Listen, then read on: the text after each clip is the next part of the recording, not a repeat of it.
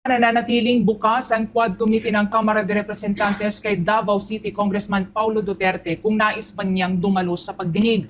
Ayon kay Manila 6th District Representative Benny Abante, dati na po silang nagpadala ng sulat sa dating presidential son upang dumalo sa pagdinig. Kasunod po yan ng pagkakadawit ng kanyang pangalan sa controversial na pagpuslit ng 6.4 billion pesos na halaga ng imported na shabu noong 2017. Gayunpaman, hindi pa rin niya dumalo si Duterte sa kanyang mga serye ng pagdinig. Kung tutuusin na niya, hindi rin dapat kailangan pang imbitahan ang nakababatang Duterte dahil miyembro siya ng Kamara at maaari lamang siyang magsabi ng kagustuhang dumalo sa pagdinig kung kanya man itong nanaisin. Pagtitiyak naman ni Congressman Abante na isa sa mga tumatayong co-chair ng makapangyarihang komite, bibigyan din ng sapat na oras ang kongresista para makapagtanong o maklaro ang kanyang pangalan. Narito pang karagdagang pahayag ni Congressman Abante.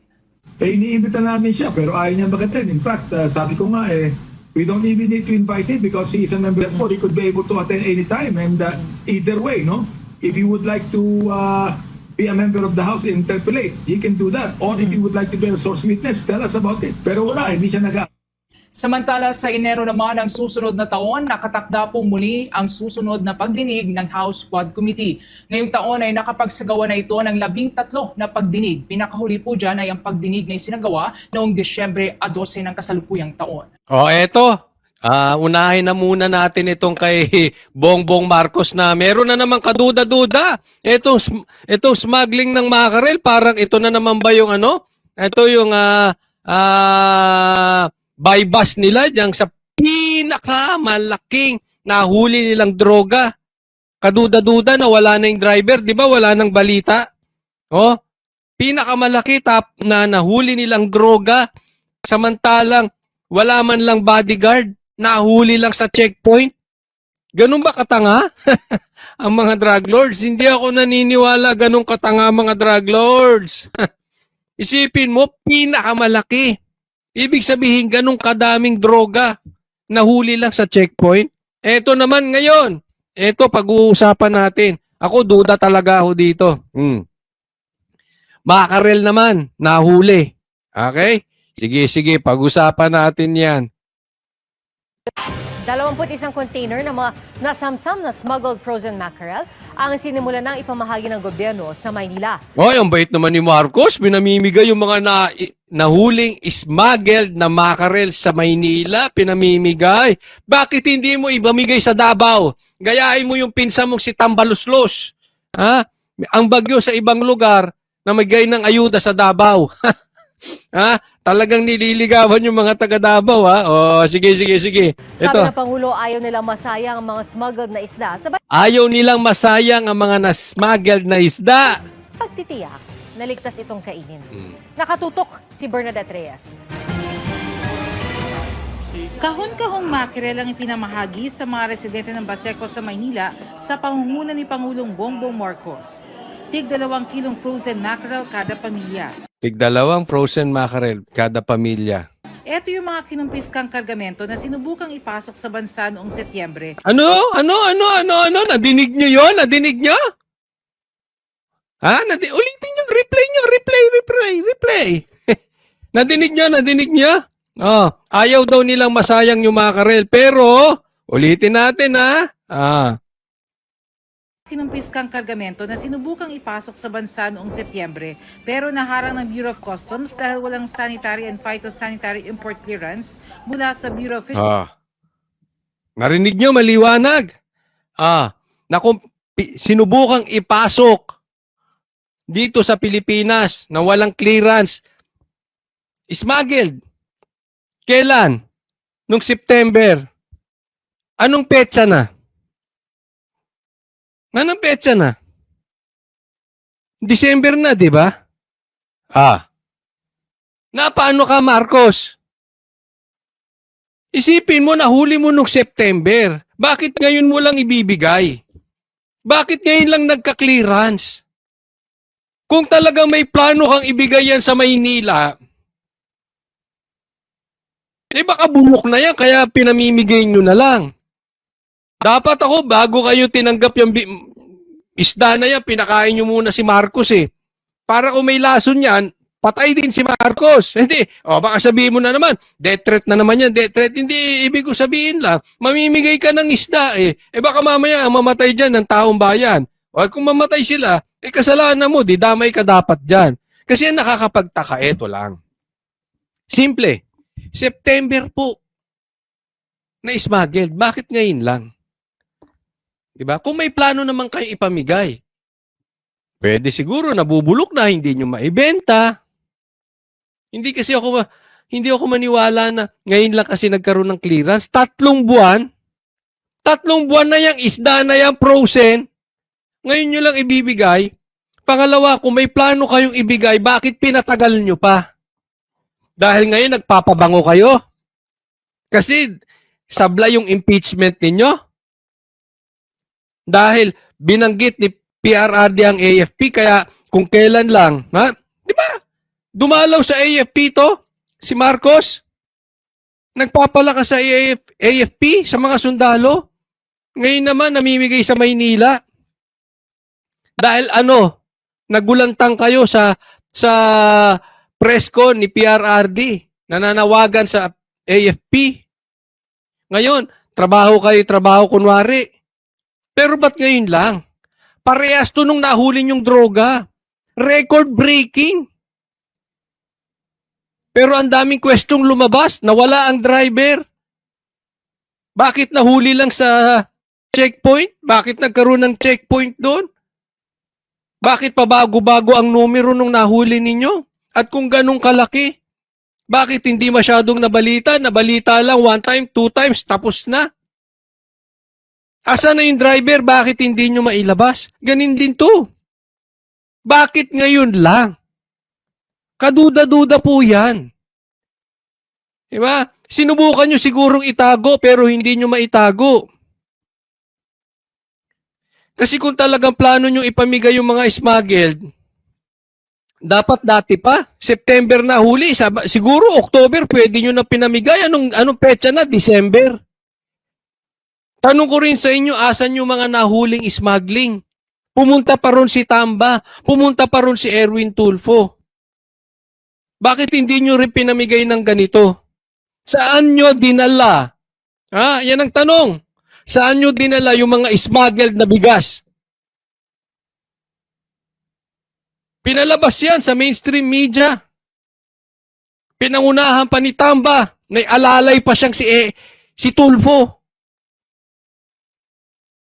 Ba't hindi nyo ginanyan? Ba't hindi rin nyo pinamigay? Di ba? Di, Marcos, dapat sagutin mo to. Bakit ngayon lang? Kung talagang gusto mong tulungan at ayaw mong masayang, sana, minadali mo, isda yan eh. Hindi naman corned beef yan. Hindi naman sardinas yan. Kahit ba sabihin nating frozen, iba pa rin yung presko. Kahit frozen, ibig sabihin, actually, frozen nga, paano presko? Ibig sabihin, hindi naman masyadong pinatagal. Bakit nyo pinatagal? Anong rason bakit tumagal? September na huli, December na ngayon. Anong pag-uugali yan, Marcos? Ako, sa tingin ko, kung ako tatanungin ninyo, naghahanap lang ito si Marcos na para mag-good shot siya. Kasi na-bad shot siya sa AFP. Alam naman natin, mabigat yung binitawan ni PRRD. At alam naman natin, wala siyang magawa dun sa pinsan niya na si Tamba. Binabakbakan ng Duterte. Bumabanat sa Duterte. Nakikita nila, malakas pa rin ang Duterte. Kitang-kita nila yan eh. Mahal ng taong bayan ng Duterte. So ito ngayon si Marcos, bida-bida ngayon. Para sa ganun, mahalin din siya ng taong bayan. Ano bang alam niya magpinsa na yan? Si Marcos, tsaka si Tamba, anong alam niyan? Ayuda. Wala yan. May alam ba yan sa infrastructure? Wala. Meron ba yan alam sa pagsugpo ng mga komunista, ng mga NPA? Wala. May alam ba yan sa pagsugpo ng mga droga? Wala. Parehas siya magpinsan na yan. Anong alam niyan? Ayuda. Eto. Kaya siguro naisip mo, sige mamigay tayo pero yung hindi halata. Hindi ako magmumukha katulad kong yung taka kong pinsan. Eh, siguro yun ang sinabi ni Marcos. Ay, isip kayo na ibang paraan. Oh, yan, ito, pamigay na natin tong isda. Sige. Tanong, bakit nyo sinubukang itago? Bakit ngayon lang lumabas yan? Diba? Bakit hindi na balita yan? September pa pala yan. Alam mo, Marcos, lalong dumadaming tanong. Fisheries and Aquatic Resources. Kanina formal itong na-turn over sa Department of Agriculture kasabay ng pag-inspeksyon ng Pangulo sa Manila International Container Port. Na-inspection na ito, safe for human consumption.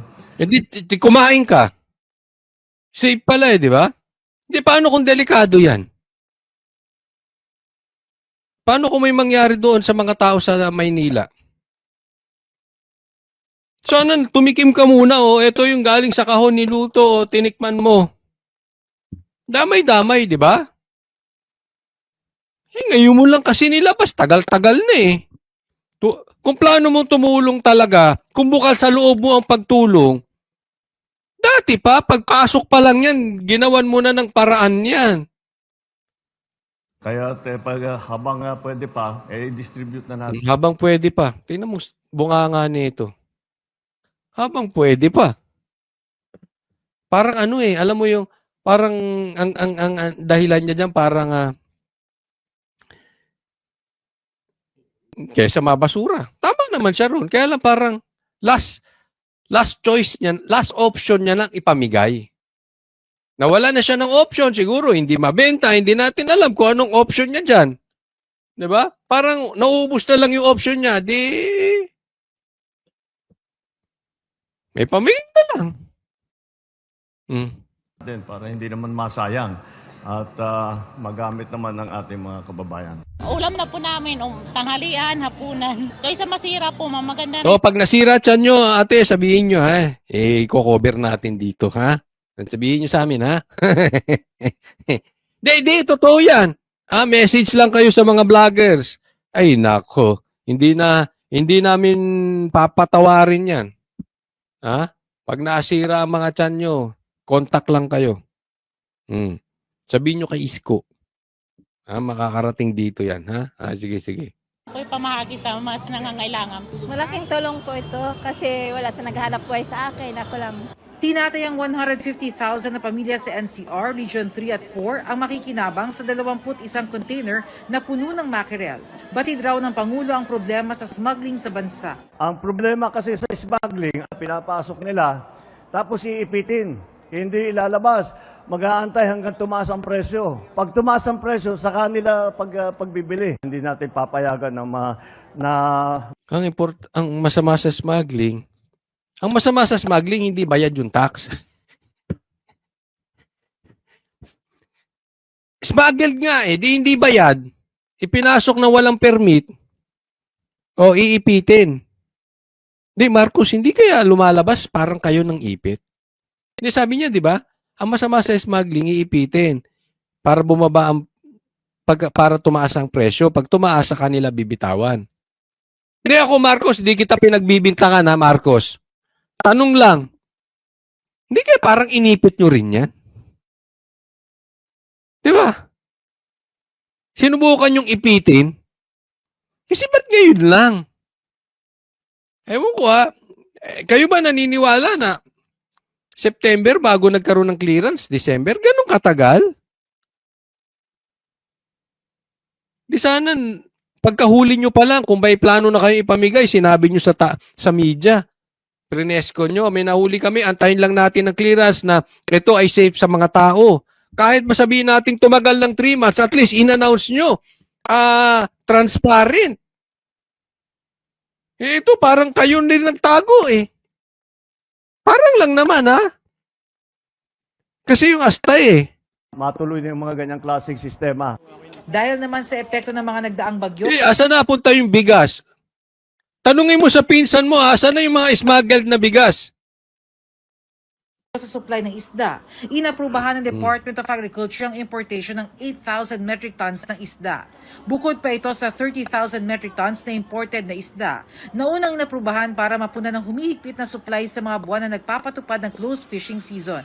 Para sa GMA Integrated Ay, nako, ewan ko, ha.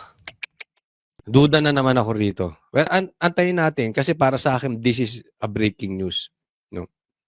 Parang yan yung ano eh. Again, yung drug hole. Excuse me po. Makailang araw, lumalabas yung totoo. Nagiging kaduda-duda. Lumalabas yung facts.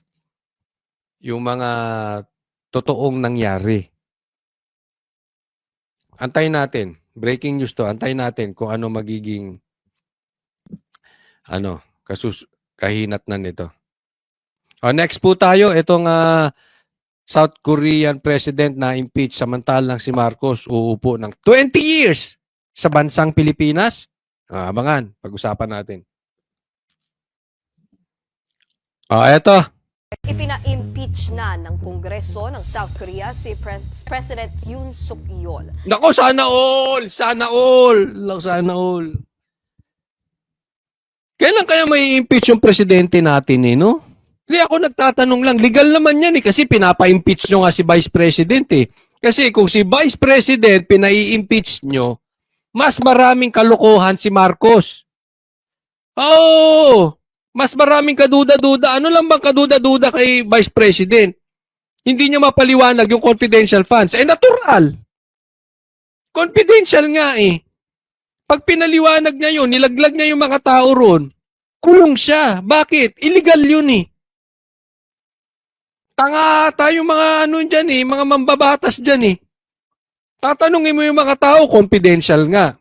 Yun lang naman ang question kay BP Sara Kay Marcos, Ayaw magpa-drug test. Impeachable yan kung addict siya o hindi, Hindi ko siya pinagbibintanga pero impeachable yan. Saan napunta yung pinagmamalaki mo flood control? Saan na napunta yung Maharlika funds? Sige nga. Yung pinangako mong bigas, wala na. Hindi mo ngayon anong nangyari doon sa Okadang Balita, sa Bulilyaso, dito sa pinsang mong si Tamba, hindi mo maimbestigahan. Yung nangyari sa KOJC, wala kang ginawa.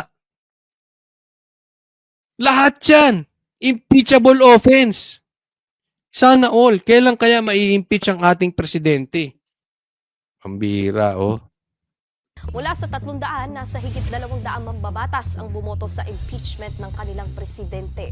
85 ang hindi pabor, habang 3 ang nag-abstain. Mayroon pang 180 days ang korte para sa kanilang hatol kay Suk Yeol. Sa ngayon, si Prime Minister Han Duck Alam mo naging issue dito? May nagregalo lang doon sa asawa niya ng mamahaling bag. Mamahaling bag na impeach na presidente. Samantalang sa atin, bilyon-bilyong flood control, hindi natin malaman kung saan napunta.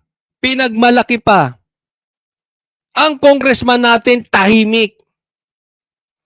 Ito bag lang Yung balita tungkol kay Tamba, dyan sa Okada. Ang laking balita niyan. Hindi inimbestigahan. Tahimik. Ito bag lang na impeach.